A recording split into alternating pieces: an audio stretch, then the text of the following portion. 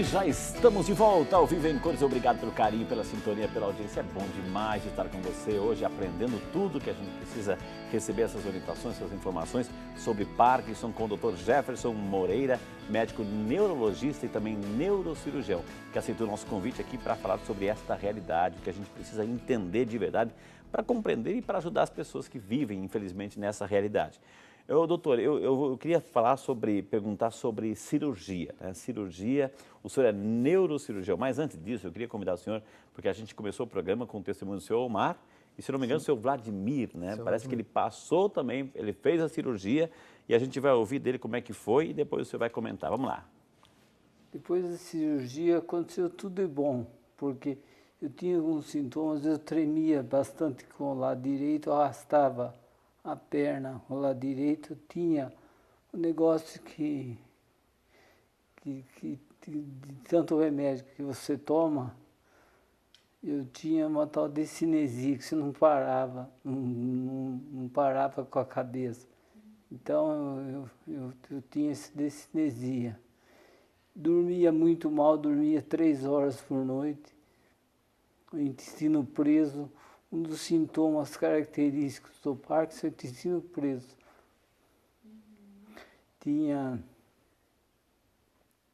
Não conseguia mais abotoar camisa, colocar meia, calçar sapato. Minha esposa ajudava eu, porque durante de 2004 que eu tive essa enfermidade, até 2015, eu trabalhei normalmente com o problema. Eu viajava muito, viajava pelo Brasil inteiro, era regime plantão. Então, esses sintomas que eu tinha, e é isso que eu estou fazendo com a perna, estou mostrando para você que eu não conseguia fazer isso, não conseguia mais. Então, assim, a vida deu uma guinada. E daí com a cirurgia melhorou o intestino, consigo dormir melhor, consigo fazer todas as coisas que eu não conseguia fazer. A cirurgia ela não cura, ela é um paliativo. Olha que maravilha, viu? Primeiramente eu queria mandar um abraço, Vladimir, está acompanhando o programa, um abraço, parabéns, guerreiro, né? Um vencedor aí, está superando, ao seu Omar também, a todos da associação aqui de Campinas que ajuda nessa restabelecimento do Parkinson, enfim, que Deus abençoe. Um abraço, Vladimir, parabéns aí de coração, o senhor e a sua família, viu? É um símbolo aí do programa de superação, viu? Superação. Doutor Jefferson, ele fez a cirurgia, sim, ele continua com o problema. Sem dúvida. Ele continua. Essa cirurgia fez desaparecer alguns sintomas próprios desses tremores, etc. Ele cruzou a perna, etc. A gente vê uma certa até lentidão no falar, enfim. Exatamente. Isso, ele tem a situação. Porém, agora ele que controla, é isso? Exatamente. Ele teve uma melhora importante, né? Seu Vladimir, na sua luta ali, teve uma complicação bem comum do tratamento do Parkinson, né? Que é a discinesia. Um dos pilares do tratamento do Parkinson é a reposição de dopamina, que é feito com a substância chamada levodopa, né? Que é uma das principais medicações usadas. Com o avançar da doença... Sempre com prescrição. Sempre com prescrição médica, né? E com o avançar da doença, essa levodopa, essa dopamina, ela começa a dar um sintoma que se chama discinesia. O paciente, em vez de ter o tremor, ele começa a ter movimentos involuntários, muitas vezes até espásticos, né? Então, a cirurgia ela pode ser indicada nesse momento. O paciente já esgotou a possibilidade de tratamento farmacológico com o levodopa ou com outras medicações. Entendi. E aí parte para a cirurgia. Como é que é a cirurgia, doutor? A pessoa fica uma semana internado? Fala um pouquinho desse detalhe da cirurgia. A cirurgia ela é uma lesão que a gente faz no núcleo da base do cérebro, chamado núcleo subtalâmico, né? Antigamente a gente fazia uma lesão com uma agulha, né, que ela é guiada milimetricamente por um aparelho chamado arco estereotáxico. É uma neurocirurgia estereotáxica, né? Eu acho um alvo através de um mapeamento ou com tomografia e ressonância. Entendi. E através desse mapeamento eu milimetricamente vou com uma agulha e faço uma lesão, que era o que eu fazia no globo pálido ou no tálamo, duas estruturas na base do cérebro. Com o avançar da tecnologia, nos últimos anos a gente começou, ao invés de lesar, a colocar um eletrodo lá, né? E esse eletrodo, posteriormente, é ligado no marca-passo, e esse marca-passo a gente consegue, através de um ímã, através da pele, modular. Então, eu consigo aumentar, consigo reduzir de acordo com a necessidade do paciente. O senhor falou marca-passo. A gente sempre ouviu falar marca-passo é para quem tem problema de coração, Sim. etc. Então, uma coisa está ligada à outra? Como é que é, doutor? O marca-passo ele vai definir um ritmo, né, como o nome dele diz. Então, aquela pessoa que tem uma arritmia cardíaca, ela vai ter necessidade, dependendo do tipo, de colocar um marca-passo para definir o ritmo do coração. O que está em jogo aqui não é um ritmo de batimento, igual ao do coração, mas sim uma estimulação ou inibição de um certo circuito neuronal que está lesado. A pessoa pode ter um marca-passo sem ter problema de arritmia ou de coração? De coração. Ele tem um marca-passo, no caso ali o DBS, não é? A gente fala marca-passo num termo um pouco mais leigo, mas na verdade é um estimulador, um aparelho igual. Né? Só que em vez de digitar um ritmo, como no coração, ele vai estimular uma certa área no cérebro. E o senhor Vladimir tem isso? Provavelmente ele colocou essa porque é a cirurgia mais moderna. Antigamente, na rede, no Sistema Único de Saúde, a gente fazia um procedimento parecido chamado palidotomia e talamotomia, que cada ano que passa tem sido deixado de lado. Agora, doutor, assim, uma pergunta assim, o senhor Vladimir fez essa cirurgia, etc., ele está feliz da vida porque está recuperando, ou pelo menos diminuiu aqueles sintomas próprios do Parkinson, enfim, ele vai ter que fazer isso daqui 5 anos, daqui 10 anos, ou uma vez feita, ele não vai ter, durante o resto da vida dele, digamos, essa manifestação progressiva desses movimentos aí de tremor e rigidez, doutor? Como eu disse, por ser um procedimento que está avançando e ele é modulatório, uma vez que ele fez, agora surgiu o pessoal do Hospital das Clínicas de São Paulo, fez um arco que coloca os 2 lados do cérebro ao mesmo tempo, né? Então, na verdade, ele só vai precisar reoperar se ele tiver algum tipo de complicação. Porque através do marca-passo colocado embaixo da pele, na região torácica, a gente consegue modular. Ou seja, hoje eu estou com um certo estímulo. Daqui a alguns meses o paciente piorou, eu sem abrir o paciente, sem qualquer intervenção cirúrgica, eu consigo aumentar. Eu vou lá e aumento a estimulação desse aparelho, ele pode ter um novo controle sintomático. Olha só. Eu perguntei essa questão do marca-passo, doutor, porque a pessoa que também não quer se identificar, né, a gente respeita com carinho aqui, essa pessoa faz uso, agora vamos chamar de seu João, a gente chama de Maria, agora é o seu João, né? O seu João, ele faz uso contínuo do Betadine 24 miligramas, quer saber se precisa ficar preocupado para não ter sintomas das doenças no futuro. O médico que cuida da doença do Parkinson, aí vem a pergunta, ele é neurologista ou cardiologista? Pergunta nosso amigo seu João, doutor. Seu João, eu falei aqui dos remédios para labirintite, que alguns causam, podem sim, numa fase mais avançada, causar o Parkinson. Não é para se alarmar, como eu falei. Sempre procurar orientação médica. O Betadine é a betastina, né, que a gente tem aí de 8, 16 e 24 miligramas. Não é um remédio que costuma causar, né, mas sempre seguir orientação médica. Tomar pelo período que o médico mandou tomar e o senhor não terá problemas. Normalmente os remédios que causam, no sentido das síndromes vestibulares, labirintite, que podem causar o Parkinson, são os chamados bloqueadores de canal de cálcio, como a flunarizina. Não é o caso do Betadine, não. E o médico que cuida do Parkinson é o neurologista e o neurocirurgião. Doutor, eu vou pegar esse gancho do senhor, assim, a gente conhece, eu vou citar o nome dos remédios, justamente porque eu já fiz um programa aqui sobre labirintite, a gente lembra, a gente estuda aqui, muitos usam esses mais populares, Betacerc, Labirin, etc. O uso contínuo disso, doutor, pode lá na frente, porque a pessoa tem labirintite, ela tem que se virar. Exatamente. Esses específicos que o senhor falou, junto com são marcas, né, do betastina, esses específicos não. Se o paciente usar num período específico que o médico recomendou, não vai ter problema. Alguns outros, que são os bloqueadores de canal de cálcio, nesse grupo, o principal representante que a gente tem é a flunarizina, por não terem acesso, por ter livre acesso, o paciente vai lá na farmácia e pega e pede, esse sim vai ter. E mesmo assim a gente está falando de um uso prolongado, né? Então não estou falando daquela paciente que usou ali 3 semanas, 1 mês durante. Então não é para ninguém que usa remédio para labirintite agora desesperar, vou ter Parkinson. Nada disso. Exato. São remédios seguros, desde que sejam usados com prescrição médica e da forma correta. Está vendo? Não é para você se alarmar, continue sempre com acompanhamento, nada de automedicação, porque a automedicação descontrolada pode levar a outros sintomas, outros reflexos assim. Agora, em relação à cirurgia, a pessoa foi lá, ficou internada, ela vai embora no mesmo dia, como é que é, doutor? É o que a gente chama de uma neurocirurgia estereotáxica. No que se trata de... Tem os seus riscos inerentes de qualquer neurocirurgia, mas é uma cirurgia que pode ser considerada minimamente... É uma anestesia geral?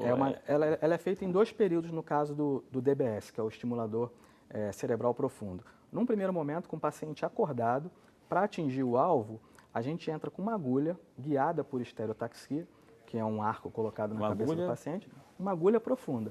E aí o pessoal... Por cima? Por cima. Né? Faz um pequeno orifício de trepanação no alto do crânio e entra com a agulha, com o paciente acordado. Então, nessa hora, o pessoal se assusta, né? O paciente acordado, sim, o cérebro não dói, né? Então, você consegue entrar perfeitamente com uma agulha no cérebro e o paciente vai sentir uma leve dor, porque é feita com anestesia local, né, no crânio. Por que a gente precisa disso? Porque a gente vai estimular durante a cirurgia e eu preciso saber se eu estou na área correta, se eu estou na área do braço. Eu vou ver ao vivo se o paciente parou de tremer. Olha que interessante, né? Porque uma pessoa sedada, uma pessoa dormindo ali, com aquelas... A gente sabe o procedimento de anestesia, enfim, a pessoa está desacordada, não tem movimento nenhum, não tem consciência, né? Exatamente. Então, vocês precisam dessa consciência para... Mexe o braço, isso e aquilo, né? Então... Uma vez atingido o alvo, estou no local certo. Aí sim. Aí o paciente é induzido, é feita anestesia geral e aí é colocado o aparelho marca-passo. É importante salientar que o paciente não sai dali, estou tratado. A gente ainda vai esperar pelo menos 2 a 3 semanas até ligar o aparelho. Porque a gente precisa desse tempo aí para ver uma regeneração. Nesse tempo ele está internado? Ele pode ir para casa. Pode ir para casa. Depois de uns 2, 3 dias, se ele não tiver maiores problemas, ele pode ser liberado para casa. Depois ele vai retornar no segundo momento no consultório do neurocirurgião, que vai fazer a modulação, vai ligar o aparelho. Vai calibrar ali o... Exatamente. Né? Olha que interessante, gente. Está vendo? Assim que a gente faz questão de trazer essas informações para que você tenha noção de como é que funciona, até mesmo assim, para ajudar uma pessoa. Doutor, uma pessoa que está lá, que já está em um estado avançado, né? A gente viu o seu Vladimir aí, nas imagens, de repente, quase que no início, né? Ele percebeu alguma coisa e foi logo ser tratado. Mas a pessoa que já está lá, já tem 15 anos, 20 anos de Parkinson, doutor, dá para fazer esse procedimento ou já é tarde demais? Dá para fazer. Se a pessoa tiver uma condição clínica para ser feito, né? Nada impede que ela seja feita. Na verdade, é mais comum que seja feito nesse tipo de paciente, que já tem todo um caminho aí, um histórico, tentou vários tipos de terapia e no momento um pouco mais na frente não está tendo resposta, pode partir para a neuromodulação sim. O senhor falou de situações clínicas favoráveis, ou seja, mas uma pessoa que tem diabetes, hipertensa, hipercardíaca, sei lá, doutor, aí já descarta? Fica um pouco mais complicado. Como eu falei, num segundo momento aí da cirurgia a gente vai precisar de uma anestesia geral. Então, todo procedimento que o neurocirurgião indica, na verdade, qualquer cirurgião, ele tem que uma anamnese, né? ver a anamnese e a questão do risco-benefício. Então, sempre vai ser avaliado se o benefício que eu posso trazer para o paciente vale a pena eu submetê-lo frente ao risco. Então, um paciente com insuficiência cardíaca, um diabetes descompensado, uma função renal ali que não está muito bem, dificilmente vai ser indicado o procedimento. A gente viu aqui no caso do seu Vladimir, que a gente manda mais uma vez um grande abraço, que Deus abençoe o senhor e a sua família, seu Vladimir. A gente vê a situação assim que essa certa dificuldade na fala, até um certo sentido, ele tende a gaguejar um pouquinho. Faz parte, não é para desistir, é isso, doutor? De forma alguma, faz parte, né? É comum numa fase um pouco mais avançada da doença, você vê que além do fisioterapeuta, tem um fonoaudiólogo ali acompanhando também. Não só por causa da questão da fala, mas pela questão da deglutição. Então é comum que o paciente tenha uma melhora, inclusive, desses sintomas com as medicações, mas um tratamento multidisciplinar, com fonoaudiólogo, com terapias fonoaudiológicas, seja... E você tem a dificuldade de mastigar, porque todo movimento, assim, qual é o procedimento, doutor? A comidinha um pouco mais pastosa, mais líquida e para facilitar, doutor? Toda orientação nesse sentido vai ser dada pela equipe de fonoaudiologia. Num primeiro momento, pode ser dado sim, mas alguns não recomendam, porque senão o paciente depois não consegue voltar para uma medicação tão sólida. E como ele pode ter uma melhora nesse sintoma de disfagia, que é o nome dessa complicação, com medicação, com a própria medicação do tremor pode trazer uma melhora, então vai ser uma abordagem inicial, mas a equipe de fonoaudiologia vai dar toda a orientação nesse sentido. Alimentação, um pouco mais pastosa, assim que o paciente melhorar vai voltar uma progressão de alimentos mais sólidos. Doutor, por se tratar de cérebro, de neurônios, etc., as nossas ligações, nossas conexões, enfim, essa rede interna de comunicação que a gente tem, maravilhosa, fantástica, pode afetar também, a gente viu movimentos dos braços, pernas, lentidão, mas pode afetar a fala, né? Mas pode a visão, a audição, pode também afetar, doutor? Pode afetar. Um dos motivos que a gente faz a cirurgia com movimento com o paciente acordado é, na hora da estimulação, a gente fugir ali do trato óptico, né? Se eu faço uma lesão, é uma lesão elétrica, uma lesão por calor, por radiofrequência, então se eu faço uma lesão um pouquinho maior, eu posso pegar uma área fora da área que eu estou querendo lesar. Entendi. E causar, por exemplo, uma lesão óptica, né? Por se tratar de uma doença degenerativa, não raramente a gente pega paciente com Parkinson aí, com hipoacusia, com uma alteração visual em decorrência de um AVC concomitante que ele teve ali. Entendi. Pode acontecer. Gente, o papo está muito bom e temos muito mais informações para você. Vai ligando, vai interagindo, vai fazendo. Eu não fiz a sua pergunta ainda, por quê? Tem alguma dúvida? O Frei não perguntou isso. Claro que não perguntou, eu não sei o que você quer saber, então vai ligando. A sua pergunta me dá pauta para eu aqui fazer para o doutor e você vai ser o beneficiado porque vai ter ainda mais informações para esclarecer. E eu quero mostrar para vocês aqui nossa revista Brasil Cristão, olha só, Jesus ressuscitado. Deixa eu mostrar certinho aqui. Jesus ressuscitado, só podemos vê-lo pelos olhos da fé. Então, aqui é a revista que a gente traz nesse tempo também de graça. Eu quero salientar, estou mostrando aqui a capa bonita, assim. Você sabe que tem o Padre Eduardo que escreve, vários escritores aqui, artigos. Eu vou mostrar agora, eu vou mostrar a minha página, que eu também escrevo, há mais de 10 anos eu escrevo nessa revista, com a graça de Deus, aqui, ó. Olha o artigo nosso, febre maculosa, a doença do carrapato. Todos os meses eu tenho um artigo que a gente escreve aí, eu pego um programa que a gente faz aqui, faço uma síntese, quem sabe assim também, vamos falar sobre Parkinson aqui, viu? Então, tá aqui, para você, na sua casa, receber, para receber você sabe que tem, uma das maneiras de você receber gratuitamente é fazer parte dessa família, se tornando um sócio dessa obra, viu, gente? E, claro, tempo de quaresma, tempo também de aumentar a nossa devoção, nossa espiritualidade. A gente vai chamar aqui a quarta estação da Via Sacra. Enquanto isso, a gente vai se preparar aqui, tomar uma aguinha, porque o doutor precisa estimular ainda mais para responder a sua pergunta sobre Parkinson. A gente volta já com a quarta estação da Via Sacra. Vamos lá.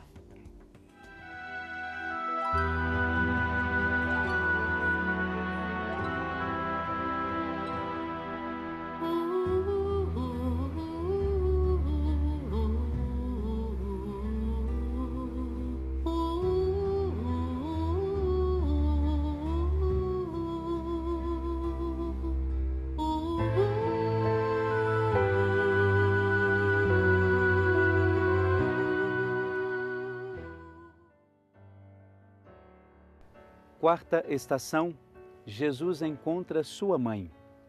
Mesmo sofrendo, ao encontrar-se com Jesus, Maria o consolou. Que nos momentos de dificuldades possamos buscar conforto recorrendo à nossa Mãe Santíssima. Eu te adoro, ó Jesus, tão triste por causa dos sofrimentos de Maria e ao mesmo tempo por ela consolado. Ensinai-me a encontrar seguro conforto, recorrendo sempre à tua Mãe Santíssima em minhas dificuldades. Nós te adoramos, Senhor Jesus Cristo, e te bendizemos, porque pela tua Santa Cruz perdoastes o mundo. Preciosíssimo sangue de Jesus, salvai-nos. Nessa quarta estação, nós temos o encontro dessas duas pessoas tão importantes na nossa vida, Jesus e sua mãe Maria Santíssima. Encontro de dois corações que se amam intensamente e que têm justamente essa dificuldade de ver o outro sofrendo. Mas mesmo assim, Maria, nessa situação de sofrimento, sai de si para consolar o seu filho. Quantas mães não fazem isto? Oferecem a própria vida para que o filho fique bem. Peçamos a ela que também tenhamos o mesmo sentimento de amar os outros como Cristo nos amou.